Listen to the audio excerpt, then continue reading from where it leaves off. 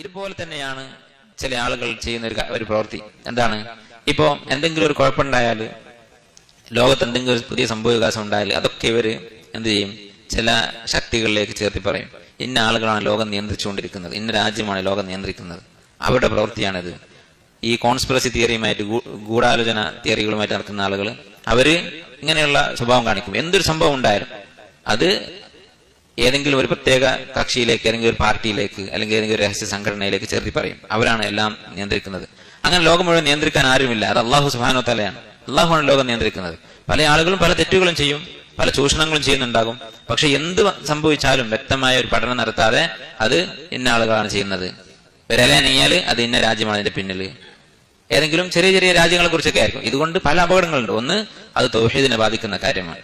എന്ത് സംഭവിച്ചാലും വമാ അസാബകും മിൻ മുസീബത്തിൻ ഫമിനല്ലാഹ് വമാ അസാബ മിൻ മുസീബത്തിൻ ഫമിനല്ലാഹ്, എന്തൊരു മുസീബത്ത് ദുനിയാവിൽ ഉണ്ടായാലും അത് അള്ളാഹുവിൽ നിന്നുള്ളതാണ്. ആ തൗഹീദിന്റെ പൂർണ്ണതയെ ഇത് ബാധിക്കും. രണ്ടാമത്തേത്, മുഅ്മിനീങ്ങളുടെ മനസ്സിൽ അകാരണമായ പേടി ഉണ്ടാക്കുക എന്നുള്ളത് അത് ശൈത്താന്റെ സ്വഭാവമാണ്. ഇന്നമാ ദാലികും ശൈത്താനു യുഖവിഫു ഔലിയാഹു, തന്റെ മിത്രങ്ങളെ കുറിച്ച് പേടി ഉണ്ടാക്കുന്നത് ശൈത്താന്റെ പണിയാണ്. ഫലാ തഖാഫൂഹും വഖാഫൂനി, നിങ്ങൾ അവരെ പേടിക്കരുത്, എന്നെ പേടിക്കുക എന്നാണ് അള്ളാഹു പറഞ്ഞത്. ഇതിന് നേരെ വിപരീതമാണ് ഈ സ്വഭാവം. നേരെ മറിച്ച് ഒരാൾ അന്വേഷിച്ച് പഠിച്ച് അയാൾക്ക് യഖീനായിട്ടുണ്ടെങ്കിൽ അയാൾക്ക് പറയാം. അതും അള്ളാഹുവിനെ കുറിച്ച് പറഞ്ഞതിന് ശേഷം മാത്രം.